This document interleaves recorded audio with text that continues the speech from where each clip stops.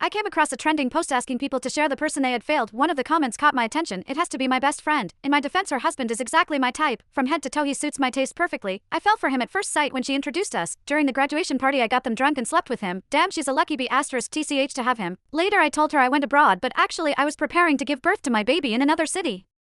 He always comes to visit us. We are a happy family of 3, technically, and not a homewrecker. We already have a real marriage certificate. All we're missing is the wedding. I think fighting for true love is something to be admired. A word of encouragement: don't let the spouse of the person you love be the reason you give up. Attached below the comment was a photo of a man's and woman's fingers intertwined. I recognized the man immediately. It was my husband, Luke Minton. I knew from the small scar on his wrist. Chapter 1: Betrayal. I couldn't tear my gaze from the intertwined hands in the photo. Their faces were not shown, only their hands were. The woman had a French manicure while the man's fingers were long and slender. On his pale wrist was a faint raised scar, almost unnoticeable, like a thin mark hidden beneath his skin. Others might have missed it, but I never would. It was evidence that I saved him from death. Luke and I grew up together. We were in the same classes throughout elementary school and high school. Back then he was nothing like the composed gentleman in a suit he was today. He was a gloomy, withdrawn and timid boy, as if he had always belonged in the dark corner. His fringe covered his eyes. He never met anyone's gaze and almost never spoke. The boys excluded him from their circle and even bullied him. I was the only person who talked to him. I took his textbooks out of the bin after they threw them in. I shared half of my lunch with him during recess when he was starving.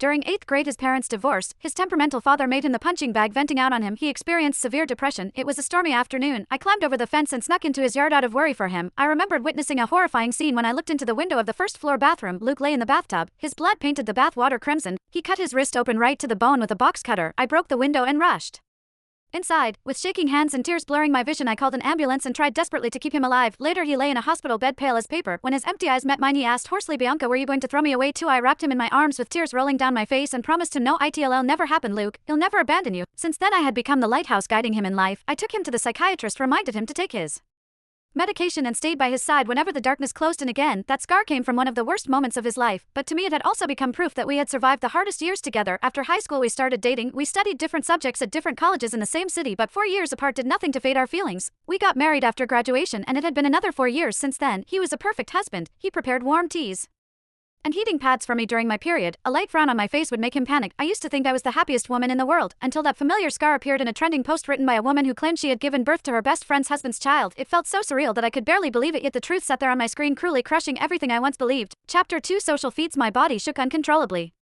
My teeth sank into my lip hard enough to draw blood as I opened the user's profile with trembling hands. Only a blank page was shown. The notification read, "You're unable to view the user's profile due to their preference." She blocked me, or specifically the account I was using right now. The account witchy_Mona_1 belonged to my best friend Ramona Jones. We were roommates for 4 years. Food, clothes, secrets. We had shared everything. Aside from Luke, she was the second person I was closest to. During our freshman year, I introduced Luke to her. Never did I expect myself to bring a snake into my life. I forced myself to calm down, logged out, then logged back in with an